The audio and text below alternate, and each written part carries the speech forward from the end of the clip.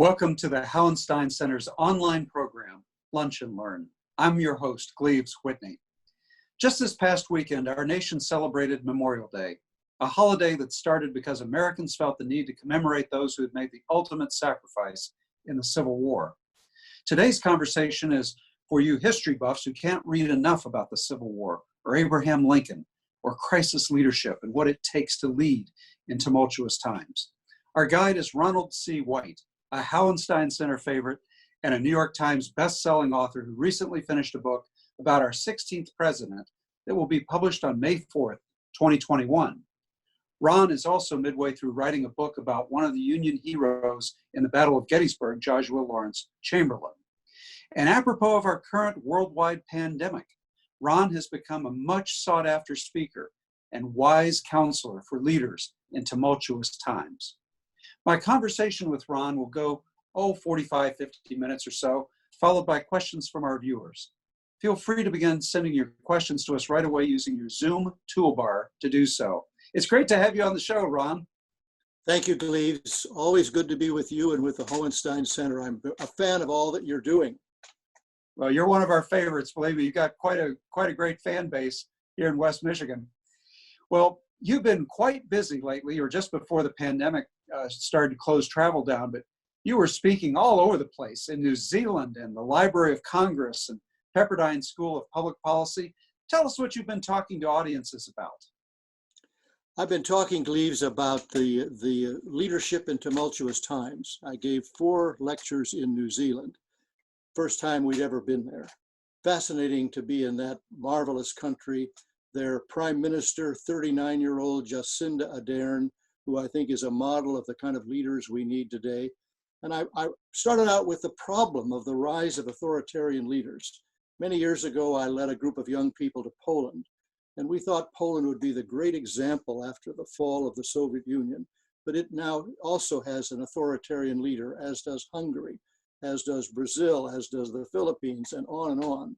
And I wanted to then pose this as a contrast to the leadership of Abraham Lincoln. What might we learn from him? What do we need to know today in the midst of this pandemic? That's great. And what did you find out? Well, in each crisis, there are certain abilities or gifts that a leader needs to bring forward. I mean, Franklin Delano Roosevelt, at the moment of the bombing of Pearl Harbor, exhibited great strength.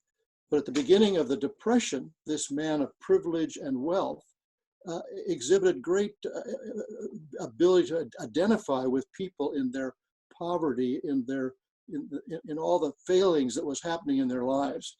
He could connect with them through his fireside chats. So part of the question is, what do the times demand of the leader, and how does that particular leader meet those times? We know, Ron, when we talked about this back in October of 2017, when we had you and David Brooks together. The 3 of us were on stage talking a little bit. In fact, if viewers go to the Hauenstein Center archives, you can get that wonderful video. And we spoke of the importance of character. What are the qualities that characterize good leaders in tumultuous times? Well, I really hope that we will be lifting up the values of character. The rise of strongmen makes one question whether people still think these are the qualities we need. Integrity, truthfulness, the ability to learn from one's mistakes, to admit them, and then to move forward. I think of Dwight David Eisenhower, for example. He was the commander of all the forces in World War II. And yet unknown to many, many people was, from the time he was a boy, he had a terrible, terrible temper. He struggled with it his whole life. So he would sit in his quarters during World War II in London, and he would write out the name of someone he was deeply angry with. He would put it on a piece of paper, and then he'd fold it and drop it in the wastebasket. So Eisenhower was aware of his own fallibility, but he knew how to deal with it. I think that's another quality of leadership. A word I like especially, if I may, is the word humility, or the 19th century would have said self-effacement.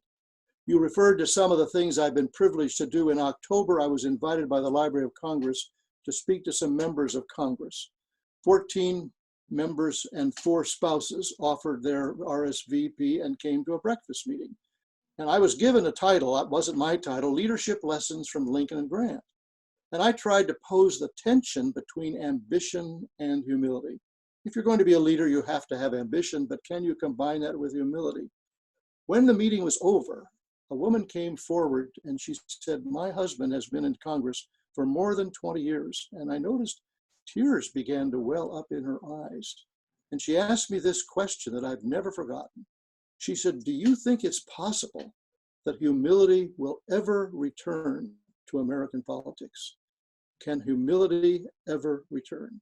I think if you look at the great figures, starting with Lincoln, humility is a key quality of leadership. Okay, so I've got a line of books. I'm talking to you from my office in Grand Rapids, Michigan, and I've got a line of books about the presidents, and George Washington's bust is right there. Yes.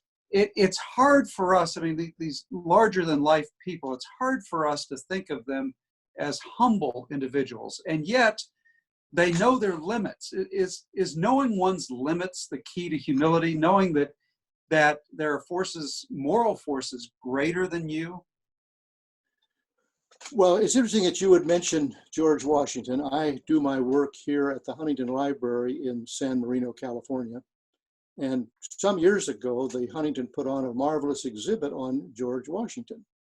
And the New York Review of Books assigned someone to write a review of the exhibit. I thought that was quite interesting.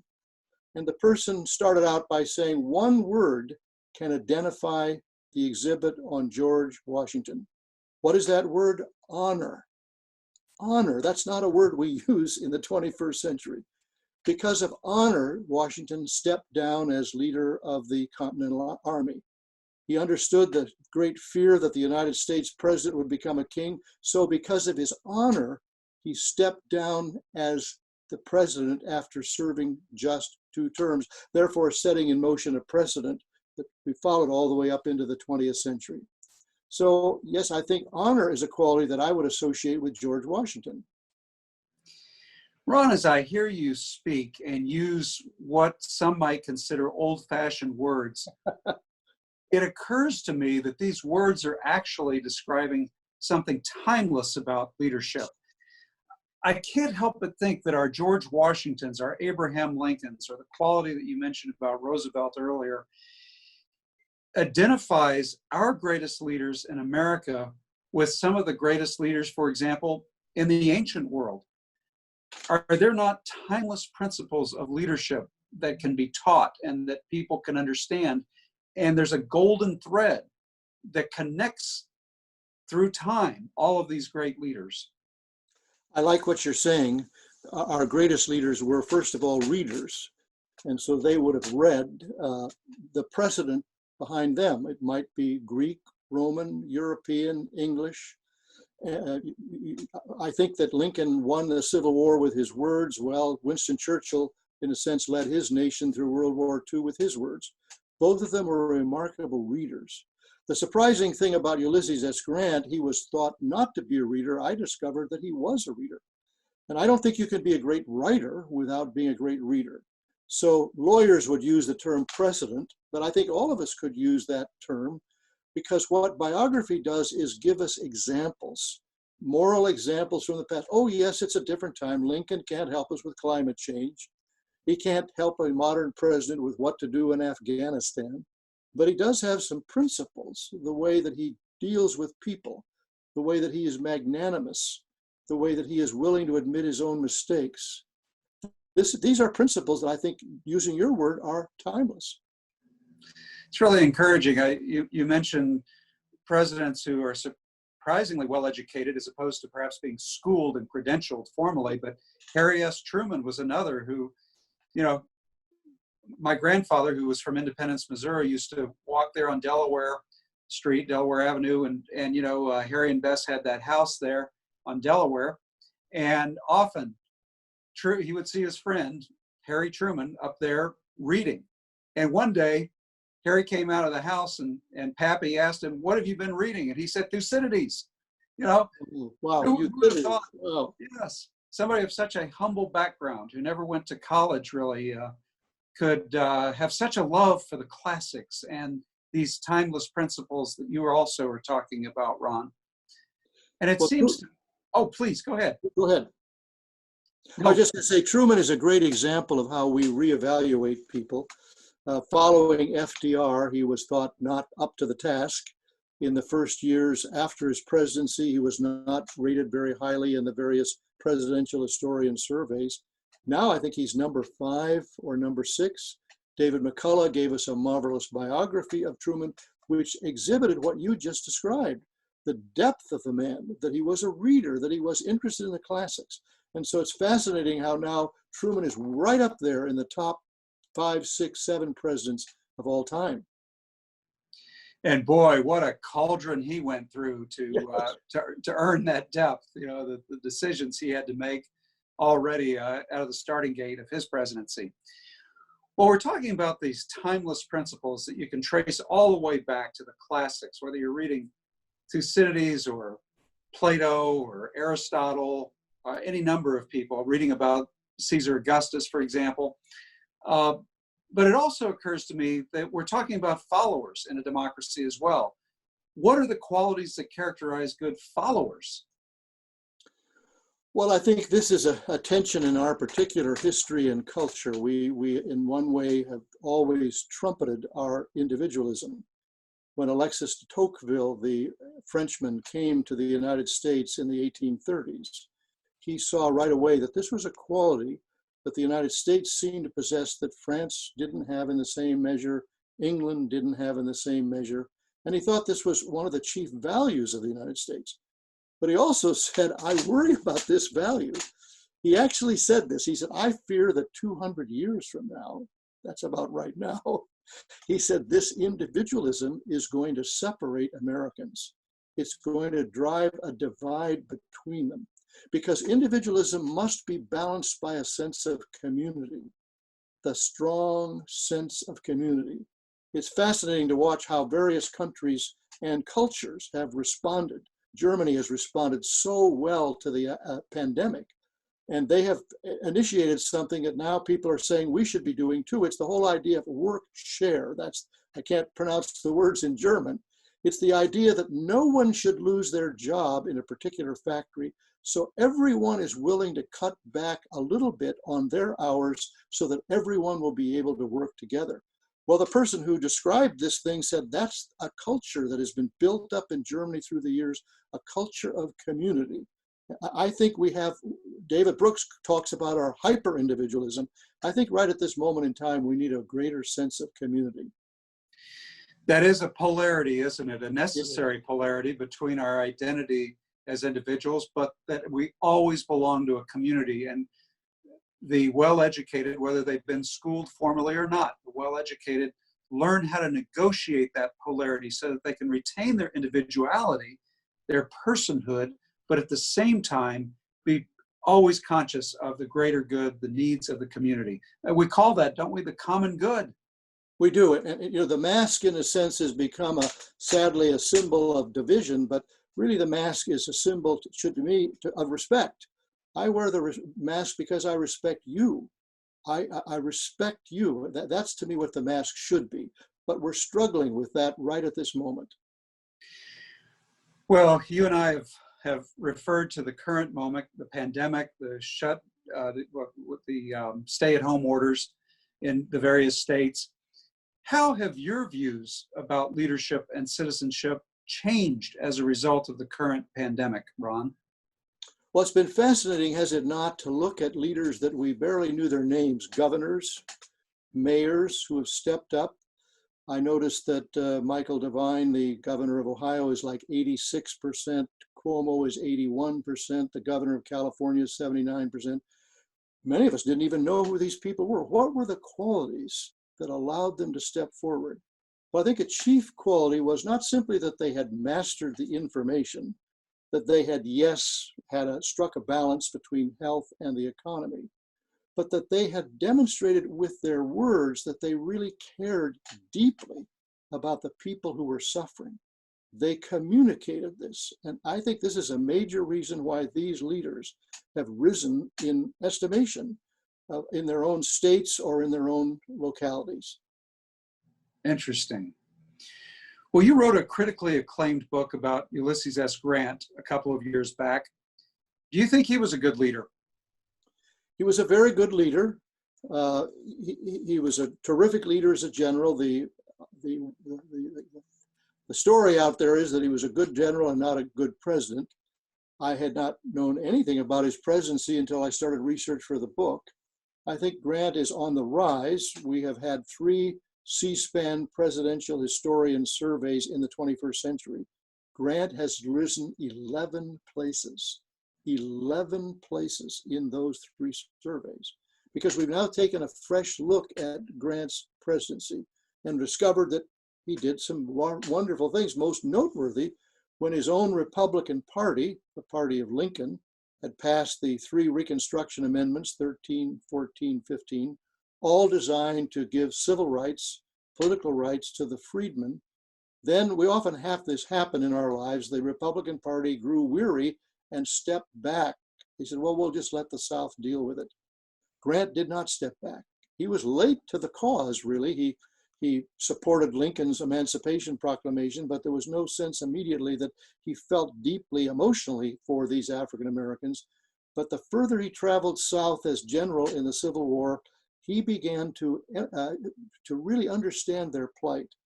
So Grant stepped forward, and I argue in my book that he was the last American president, really, before we get to John F. Kennedy and Lyndon Baines Johnson, and of course Martin Luther King Jr., who was willing to stand up and defend the rights of the freedmen. So that alone is a fresh way of looking at his presidency. And we were talking a little bit while we were in the waiting room for this, waiting for this program to start. You know, he was regarded as a hero around the world for saving Republican principle and as a freedom fighter. Tell us a little bit about that. He was. When he retired from the presidency after 2 terms, he went to England first. He thought he loved to travel. He found travel very educational. He went with his wife and his youngest son, and he was shocked when he arrived in Liverpool and thousands of people were there to greet him. And then he spoke to working men throughout England, and they saw him as a leader for the rights of not simply African Americans, but the rights of laboring people. And so to his great surprise, wherever he went, he was this incredibly well-received hero. The first president who had ever spent 2.5 years touring the world. And he was very much honored in every country in which he visited. It's remarkable. We're talking about reassessing presidents and how much people like Harry S. Truman and Ulysses S. Grant climb in the polls. And I think right here of our hometown hero, Gerald R. Ford. Yes. I mean, as more time goes by, I think Ford's time has arrived in this nation because he had a sense of the common good that was unshakable, and he was willing to put service above self. He was willing to sacrifice his political career for the sake of the nation. How many politicians do we know or act like that today? In fact, in my book, Ford is a statesman and not just a politician. Well, I agree, and you and I are all waiting eagerly for Richard Norton Smith's marvelous biography of Ford, which is going to do what you just say, bring Ford into the spotlight that he dearly deserves. Well, tell us, Ron, about your recently completed manuscript, Abraham Lincoln's Diary. What do his most personal reflections tell us about one of our greatest, but perhaps in some ways one of our most enigmatic presidents? Enigmatic is true. Lincoln's law partner, William Herndon, said, "Lincoln is the most shut-mouthed man I know," by which he meant Lincoln often doesn't reveal his most inner thoughts and feelings. Well, I knew, but had not really taken seriously, that throughout Lincoln's life, he had the habit of writing little notes to himself. He never dated them. He never titled them. He never signed them. I'm working in coordination with the Papers of Abraham Lincoln in Springfield. 119 of these notes have survived. They were called originally by Lincoln's secretaries, who wrote the first biography of Lincoln, fragments. Why are they fragments? Well, they're fragmentary. Often they will end in the middle of a sentence, sometimes even in the middle of the word. It's like if you and I were writing a note and suddenly the telephone rang or we had to greet someone, you put your pen down and the note isn't finished. But these notes are remarkable. For example, in 1855, Lincoln ran for the Senate. The Senate was elected by state legislatures until the 21st century. He led on the first 7 ballots, but he did not win. And publicly, Lincoln was very magnanimous, this is okay, I'm going to be all right. This was the highest office he thought he could ever attain. He was never thinking of being president. But a year later, he wrote a note that he thought we would never see. He starts out by saying, Stephen Douglas and I met 22 years ago, so we can date that note. Douglas was the great senator from Illinois. He said, we were both ambitious. I was probably more ambitious than he. Douglas has risen to the highest eminence, but as for me, my life is nothing but a failure. Nothing but a flat failure. He never thought we would ever see that note. In less than 4 years, he's president of the United States. So I'm dividing the book into 10 chapters, looking at 12 of these fragments. They're all remarkable in terms of what they tell us about what I call the private Lincoln behind the public Lincoln. They're not a formal diary, not a formal journal. They're not dated again, but I think it's kind of an intellectual diary of allowing us to see the inner Lincoln that we really never really see from the public Lincoln. To what extent, let me ask you the historiographic question, to what extent do you try to place these in a chronological context versus a thematic, or do you reconcile those two tensions in the presentation? Good question. I do it chronologically. If you think about it, if those in the audience think of Lincoln's biography, why, he was really a pretty itinerant person. He lived in New Salem as a young man. He worked in a store and he slept in the back room. Not exactly a time and place to keep notes. He then often would stay with families for weeks or months at a time. Even when he and Mary were first married, why, they lived in an apartment. Finally, he bought a house, but then he goes off and spends 2 years in Congress in Washington, D.C. So we have some notes from the 1830s and a few more notes from the 1840s, but the notes really begin in the 1850s. So I do treat them chronologically. And one of the things that people did in the 19th century as they were leaving he was leaving to assume the presidency, Mary had what she called a burn pile. And she went out into the alley behind their home and burned all kinds of papers. I think she burned the correspondence between she and her husband. This was the kind of, but people did that in the 19th century. So I think Lincoln didn't save everything. I think he must have written hundreds of notes. We have 119. I'm focusing on about 15 or 20 in 10 chapters. They reveal things about Lincoln that we need to know that are not fully revealed in the public Lincoln. Ron, what do you think compelled Lincoln to write these fragments? Why write? Was it therapeutic or what? Therapeutic, yes. He is wrestling with ideas. He is considering options. Before he will speak, for example, in 1854, Lincoln comes back into the political arena. The Kansas-Nebraska Act was passed. It was led through the Senate by the same Stephen Douglas, and it was based on what was called popular sovereignty.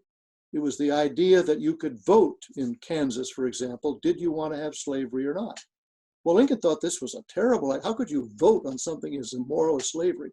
But he didn't immediately speak about it. It was 3 months before he spoke. What did he do? He wrote these notes. He was writing notes to himself. A lot of the notes were about slavery. He was kind of working this out in his mind.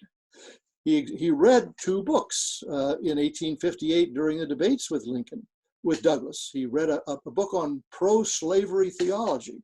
Well, he didn't agree with pro-slavery theology at all, but he wanted to know what these sorts of people were saying. When he came home from his single term in Congress, he shocked his law partner, William Hearn, and said, well, we have to expand our newspaper circulation list. He said, what do you mean? Well, I'm going to start subscribing to a Richmond, Virginia paper and a Charleston, South Carolina paper. And Hearn said, well, why would you do that? He said, we need all voices at the table. I need to know what everyone is thinking. Isn't that the mark of a leader? I need to know what everyone, I don't have to agree with it, but I need to know what they are thinking. Ron, I always learn from you. I mean, with our Common Ground initiative at the Hallenstein Center, I mean, that could almost become our mascot right there, the way he subscribes to these papers for Everything at himself. the table. That's excellent. Let me ask you, a lot of people have been attacking Lincoln in the last generation for being racist. Now, you and I are historians. We understand the fallacy of presentism. You can't impose today's values or discussions, in a cookie cutter fashion on people of the past. You have to look at the available historical options to people at the time. I always use the example of Thomas Jefferson there in colonial Williamsburg. One of his first bills that he introduces is to free the slaves in the colony of Virginia, in the House of Burgesses, and he's laughed out of court. I mean, there's no chance that is going to happen. And it's a lesson that his instincts were good, but he couldn't achieve what he wanted at that time. And so then he's attacked later for having slaves. But clearly there's that tension, there's that struggle within him that too easily we overlook. A lot of people attack Lincoln. They say, oh, he was really, by the standards today, he's really, really viscerally racist. He wants to send blacks back to Africa and that kind of thing. How do you handle that question when it comes up? How do you handle it in your work? Well, it's a question that comes up often. I've been very much helped, but recently by the great historian of the Revolutionary War, Gordon Wood, professor emeritus at Brown University.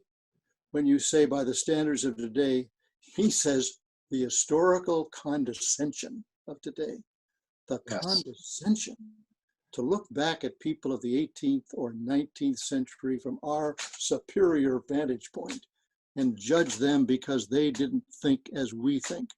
So one of the reasons that I'm doing the fragments is it allows us to help answer that question. Did Lincoln have any real feeling for the slaves?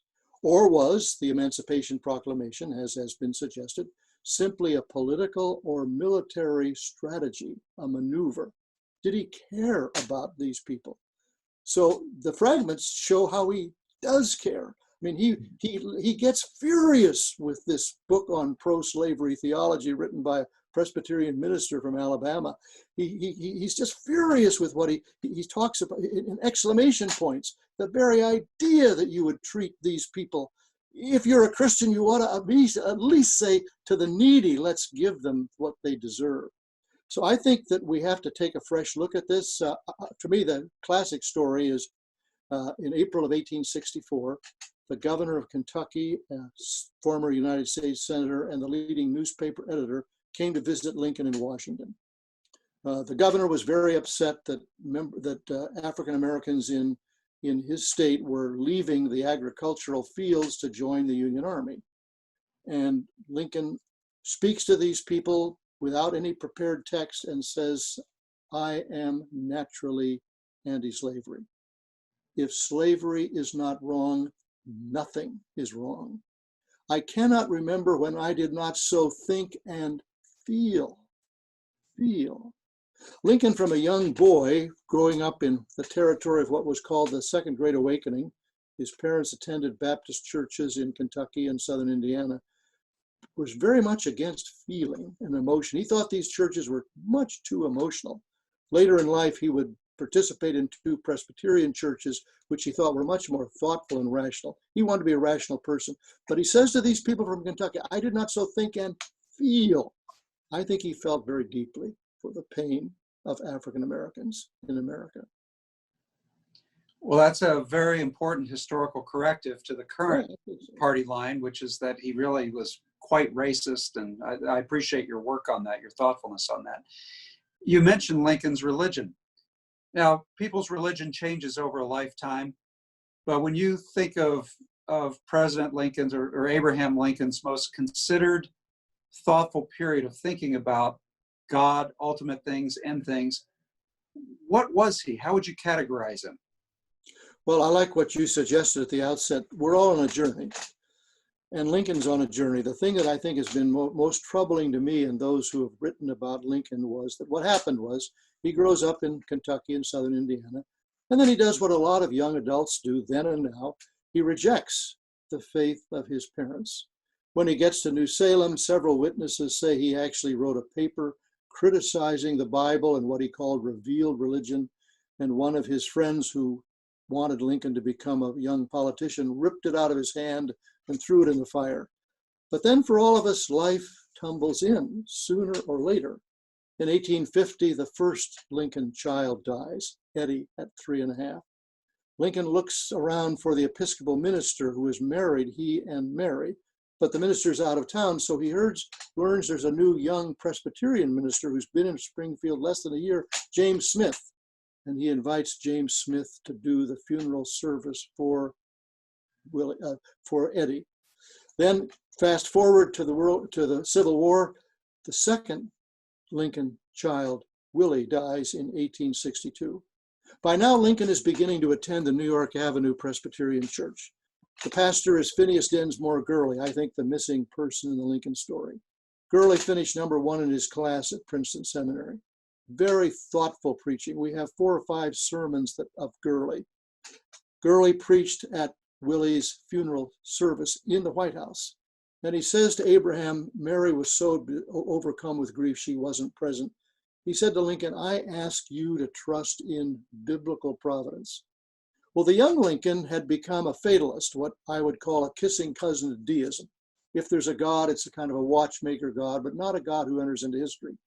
But when we get to the second inaugural, my goodness, in 701 words, Lincoln mentions God 14 times, quotes the Bible 4 times, and invokes prayer 3 times. Where does this come from? One of the fragments that's in my book that no one knew about in 1865. In 1862, after the Second Battle of Manassas, Lincoln sat down and wrote a little fragment to himself. He begins, the will of God prevails. In each contest, both sides claim to know the will of God. One must be, both cannot be right. And then he offers this profound sentence. It may be that God's purpose is different from the purpose of either party, and yet God uses human effort to effect his purpose. So I'm suggesting Lincoln is on a journey, and part of the fragment of what was later actually titled by his secretary, The Meditation on the Divine Will, Lincoln didn't give it a title. This is part of our understanding of the riddle of Lincoln's faith odyssey. That's fascinating. So of the 119 fragments that are out there that you've been privileged to assemble and look at and sort out for what you wanted to write, what surprised you most, if you may share that with us, about Lincoln's private reflections? Well, the one on the failure, that's very surprising. The one I've just mentioned, the idea that he was already in the middle of the Civil War grappling with the question, where is God? Where is the agency of God in the midst of this Civil War? He offered a remarkable notes for a lecture to lawyers in which he begins, the first sentence, I am not an accomplished lawyer. By then he was already well known throughout the state of Illinois. And he goes on to say, I have learned as much from my mistakes as when I have been moderately successful. Wow, wouldn't we like to talk about that, Gleaves, in terms of leadership? Not simply law, but professor, president, CEO, business, whatever it might be. This is amazing, these notes for a law lecture. Another remarkable story is a definition of democracy that Mary Todd Lincoln was put into an insane asylum in 1875. She was convicted in a trial in Chicago, and when she gets out, thanking her saviors, her rescuers, she gives them a fragment that her husband wrote. It's a fragment about democracy. So on and on and on. There's so many surprising things that are not discontinuous with the public Lincoln, but reveal things we did not fully know before. You've mentioned Mary Todd Lincoln several times. They had, I understand, quite a tumultuous relationship. To what extent was that marriage a source of strength or a psychological liability or some combination thereof and a kind of a polarity? Well, it's very hard, isn't it, to get inside someone else's marriage. Mary has suffered a very bad press, and from very bad press from many historians. I'm a little more tolerant of her. If you think of the fact that she was really one of her husband's advisors in Springfield, she comes to Washington and she's treated by the other women of Washington as kind of a Western rube, and her place as an advisor is kind of pushed aside, not intentionally, by Seward and members of the cabinet. She's lost one son. Her husband is assassinated. She's lost Willie, the second son, before his death. Then the third son, Tad, will die at age 18, shortly after her husband's death. She was a strong-willed person. John Hay, his young secretary, called her a hellcat. So, but on the other hand, she saw Lincoln's abilities in many ways before he did. And she wanted to push him and support him. So it's a very mixed story. I don't think we'll ever get to the full end of it. Well, you've picked such a fascinating person to write about. And before we leave the topic of Lincoln, Ron, I have to go back a few years to Lansing, Michigan, when you came in and you gave a talk. This would have been during the bicentennial of Lincoln's birth, so it would have been around 2009, 2010. And you gave a talk on Abraham Lincoln. It's the only talk I've been present about Abraham Lincoln that received a standing ovation. You so moved the audience. And you discovered something about his rhetoric, Lincoln's preference for certain kinds of words, and it made a huge difference in his speeches. Could you tell us a little bit about your discovery and how you pulled all that together? Yes. Well, in the second inaugural address, which is only 701 words, 505 are one syllable. Lincoln loved what he called the Saxon words. He never called it the King James Bible. He loved the Bible. He knew much of the Bible from memory. He called it the Saxon Bible. Well, I had to discover what are Saxon words. They are strong one-syllable words. Latinate words are several syllables. You want both. Shakespeare was a master of Saxon words, but he also had some Latinate words. I mean, the word proposition in the Gettysburg Address is a Latinate word. So then I discovered, after I wrote my first book on Lincoln, how did Lincoln write? Well, he often would sound words out loud before he put them on the paper. He had a sense, I would say, almost for the musicality of words. 7 years ago. He had a sense of the way words sounded. This was important for him.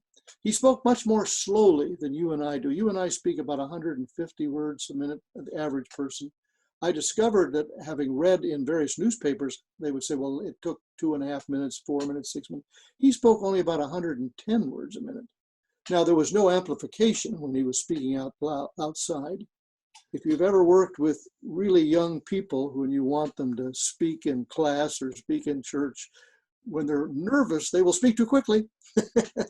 Lincoln had a habit of speaking very slowly, which allowed people to understand what he was saying. So yes, his gravitating to Saxon language was a big part of his power as a writer and a speaker. Again, just fascinating. And apparently he had a high voice. It wasn't a real deep, sonorous voice. Tall man, he was 6 feet 4 inches tall. People were much smaller in the 19th century. If he were to walk into a room today, he'd probably be about 6 feet 9 inches tall, to get a sense of how unusually tall he was then and now. But he had a kind of a high tenor voice. Again, various newspaper correspondents have described his voice. Unusual. Thank goodness we have those descriptions. We do, yeah. Well, you're currently working on a book about Joshua Lawrence Chamberlain. I think you told me that you're somewhere around chapter 8 on Chamberlain. Who was he? Well, it's very interesting. When you speak, you're always asked the question, and what is your next book? And I was speaking at the Jonathan Club in downtown Los Angeles for a Meet the Author night, and the question was, and what is your next book? And I said, well, I'm not really, this is right after the Grant book. I said, well, I'm not really sure, do you know? And this gentleman in the back on the left said, I know what your next book is. I said, well, please tell me. It's Joshua Lawrence Chamberlain. Well, Joshua Lawrence Chamberlain was the Bowdoin College professor who volunteered at age 33 to join the Union Army. In many ways, his wife didn't want him to do this. He had 2 young children. His college didn't want him to do this. But he literally said, this war cannot be fought simply by boys. People of my age and stature have to be a part of this war. So at Gettysburg, on the second day, he was the colonel leading the 20th Maine. And they were defending the far left line of the Union Army and on top of Little Round Top. And suddenly they were besieged by the 15th Alabama, rushing up Little Round Top. And at that moment, the 20th Maine had run out of almost all their ammunition. So Chamberlain calls out, lift your bayonets. And they swept down Little Round Top and defeated, both captured and forced them to run, the Alabamians and also a regiment from Texas. And he became a very celebrated hero in the 19th century. But then his fame disappeared until the novel Killer Angels was written. And then Ken Burns' Civil War documentary. And then the movie Gettysburg. All of these brought Chamberlain back to life, so that now Little Round Top is the most visited place in Gettysburg. However, there's always a pushback in our culture and society. So I'm told, I got to verify this, that there are actually some park rangers at Gettysburg who underneath their formal uniform are wearing T-shirts saying Joshua Who, because there are some people who think that maybe he's getting more credit than he deserves. I think our Civil War historian, Jim McPherson, thinks it's deserved. I do too. But I have to deal with this, that did he do what he said he did? Did he maybe exaggerate in the years after, when the so-called Second Civil War began, when people began writing about what took place? He's a fascinating figure in any way. And wasn't he a professor? I mean, what did he teach? Yes, he was a professor of rhetoric and then a professor of modern languages. He knew 9 languages, 9 languages. So a remarkable person. After the Civil War, he became governor of Maine 4 times, president of Bowdoin College for 12 years. He was wounded in 1864, the year after Gettysburg. He was wounded so severely at Gettysburg, shot through both hips, that the 2 surgeons who attended him said, "You will die." And he wrote a letter to his wife telling her not to grieve for him, that he would die, but that she would be able to go on with their children. He had 6 surgeries, but he lived, believe it or not, to age 86, dying in 1914, but much of his life was lived in pain. Wow. That's interesting. I mean, here's such an interesting person who knows how to express himself because of his academic training. Yes. And his deep emotions. And so you must have a real rich vein of archival material to mine. I do, and I'm always looking for someone who does, as you suggest, is able to express himself, herself in letters or in speeches. He became a much sought after speaker. The other side, I'm always looking, is there a faith story here? So Chamberlain's mother wanted him to be a minister. His father wanted him to be a military man. He went to seminary for 3 years. He did not become a minister. And so that seminary 3 years has been passed over in 2 sentences in many of the biographies. I think it has everything to do with the values that formed and shaped his life, that made him the kind of magnanimous, gracious person that we then would come to know in his adulthood. And Ron, you went to seminary. I went to seminary, so I'm aware of the fact that many people go to seminary then and now who do not become quote unquote ministers, but for whom that seminary, that theological education, that formation is very important for their adult lives. Well, we've got some viewers queued up to ask questions. This is your fan base here in West Michigan, Ron. You're a popular dude here. So let's go to some of our questions. We've got Noreen Myers who's a real friend, great friend of the Hauenstein Center. Hi, Noreen. Thanks for watching. Her first comment here, it's not a question, but a simple, she's quoting her now, a simple expression of gratitude to you, Ron, for suggesting that we read out loud Lincoln's speeches. I do so often, she says. And then she follows us with a question. After this pandemic, is there any hope that you can provide that we will have an opportunity to engage in some very basic thinking about the nature of our responsibilities and obligations to one another? Thanks, Noreen, for your question. Thank you for the question. Well, you asked me earlier on, what have I learned? Well, reading out loud is what I've learned, and I'm grateful that for you, the reading out loud has been helpful. Lincoln said he read out loud because it gave him two senses, not simply the sense of the eye, which you do when you read silently, but the ear when you read out loud. I think the pandemic has been, if we've taken advantage of it, for many of us to slow down a bit, to spend more time with those we love, to do more reading and reflecting. And I think the challenge will we be able to retain some of those values, some of those habits, as we inevitably will get caught back up into the fast pace of life. It's remarkable living in Southern California, the kind of freeway place that the roads, which usually are just jammed with cars, have not been jammed. And what that has done to allow people to kind of maybe slow their lives down. I think it's been not all the terrible nature of the pandemic, but I do think there are some unintended values that might emerge from it. Very good. We also have a question from one of your big fans here, who's a professional historian at Aquinas College, Jason Duncan. You may remember Jason. He's come to every one of your events that we've hosted. He says, hi, Ron, glad to see you again. Really enjoyed your biography, A Lincoln, and I'm looking forward to the Fragments book. In terms of Lincoln's political and partisan life, what in his experience and life drew Lincoln to the Whigs and not the Jacksonian Democrats? And just a little background, Jason's working on a book on Martin Van Buren, so I think that's where some of this is coming from. Thank you, Jason. Great question. Well, Jason, I visited for the first time Martin Van Buren's home about a year ago. It's a remarkable home, as you well know. Yes, from the very earliest, Lincoln became a Whig. Who were the Whigs?